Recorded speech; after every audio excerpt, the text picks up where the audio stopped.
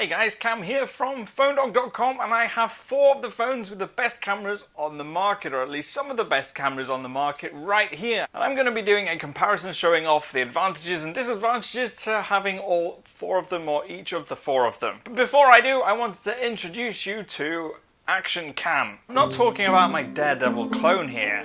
And actually, he really isn't that daring, unless you consider planking on a bench or on the ground or on a table the height of extreme sports. What I'm talking about here is Sony's Action Cam YouTube channel. All the videos uploaded to that channel are taken with one of Sony's Action Cam cameras, and you can see all sorts of really cool stuff there. You've got BMX riders, skaters, rally drivers, and all sorts of other crazy stuff. And if you're really into that kind of thing, you can also watch monkeys having a bath. So go check it out over at youtube.com/Action Cam from Sony. And as we're on the subject of cameras already, let's just get straight into this comparison.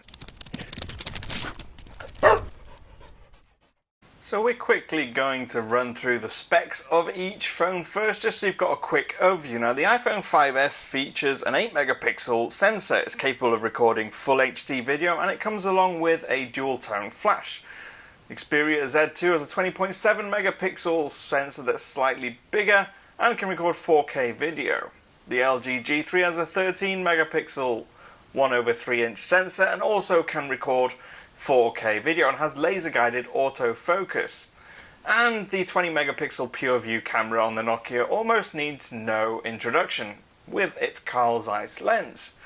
So each of them have different sensor sizes, each of them have different amounts of megapixels. Now, the iPhone has a really easy to use user interface. Simply swipe through the different phases to get through panorama, video, square, or even slow-mo video. And you can use a volume as the shutter button. And if you want to make a burst shot, you press and hold. Now, the G3 is a little bit less easy to use. You can shoot in 2 different ways. You can either use the camera button on screen, or you can get rid of everything on the screen and just touch the screen. It will focus and shoot. It does have some manual controls. You can change the mode, you can change the resolution, but that's pretty much it. It's quite limited. The Nokia Lumia, on the other hand, gives you a really good choice. You can either have fully automatic mode, in which case you just press and take a photo, or you can go into Pro mode and you swipe across the screen and you can control all sorts of things like the focus, the exposure, brightness, shutter speed, and it gives you a lot of control, and it's really easy to use as well. The Sony Xperia Z2 is great because it does give you a lot of manual controls, lots of things you can change, and lots of individual presets. And these presets will work on a variety of scenes depending on what you're taking a photo of, and it will optimize it based on that. And it also has some really cool fun features like the augmented reality. Now let's get into picture quality, and what you'll see right away is that there is a difference in how the image turns out on each of the phones. That's based on the sensor size and the processing that's done within the phone.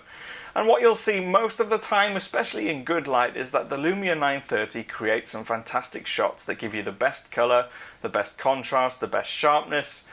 One area it does struggle is close up, but then you'll see that the Sony Xperia Z2 does really well at macro shots and can create some fantastically sharp images, as can the LG G3. But where the LG G3 sometimes struggles is that you'll find a lot of your images are very washed out. They don't have the same great color, although they do have great sharpness and pretty decent contrast. What you'll find is that the color is just not there. They're lacking a little bit of life. And that's something that the iPhone 5S doesn't seem to struggle with at all. And what the iPhone is good for is if you just want to point and shoot and know that you're going to get a good result. But that doesn't mean that it's great at low light. Out of the 4 cameras, it was the worst. It created the most noise.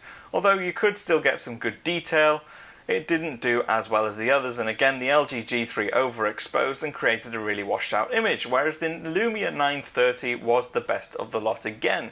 Although it didn't take in as much light in automatic mode, it did not have anywhere near as much noise. And so the images retained their sharpness and their detail, and you could see much more within the shot.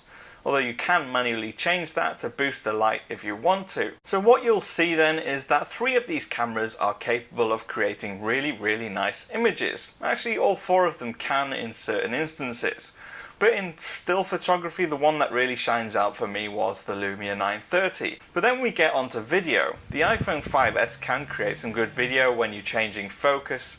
It you have to do so manually. It won't do it automatically, but auto exposure is good and fast. And with the Z2 you can record 4K, which creates super sharp videos, and also again it adjusts to exposure really quickly automatically within video and focuses quickly. The LG G3, just like with photographs, a little bit washed out and faded, and actually it did struggle a lot with automatically adjusting for exposure. It took a long time to adjust to the brightness in the sky and then back down again into the dark region. And the Lumia 930 didn't struggle with speed of exposure or focus. Where it did struggle was just video quality. It wasn't as nice to look at. It's over sharpened, over contrast, and a little bit washed out. So that's a quick wrap up and a quick look at the differences between those four fantastic cameras. Now, if I was to say that any of them were terrible, that would be a lie. They're all good and they all have their plus points. And what I will say is this: if you're someone who wants to take really great still photographs that are going to come out looking fantastic, and they're easy to take, then I think the Nokia Lumia is the best option here. It does take fantastic photos and can store them at a higher resolution and a higher quality file. You've also got the great manual controls that are easy to use and a dedicated shutter button, as well as a dual LED flash. So all in all, it is primed for taking photographs. If you want something that takes really great video as well, then I would steer you in the direction of the Sony Xperia Z2. Although 4K video isn't mainstream yet, it actually takes some great video anyway, even if you're watching it back in 1080p. And because of its great manual controls and its fantastic automatic mode in the camera, it also takes great photos as well. The iPhone is perhaps something I would advise for people who just don't want to have to think about anything. You just want to take your phone out your pocket, take a photograph, and know that it's going to look good. No thinking, no playing around with settings, and video looks pretty good too. The LG G3, I would never say that the camera is something that should turn you off from buying this phone. It can take good pictures, it just doesn't look as good as the others. And video as well doesn't look as good as the others. So in this battle there's only one real loser, although even that's not terrible.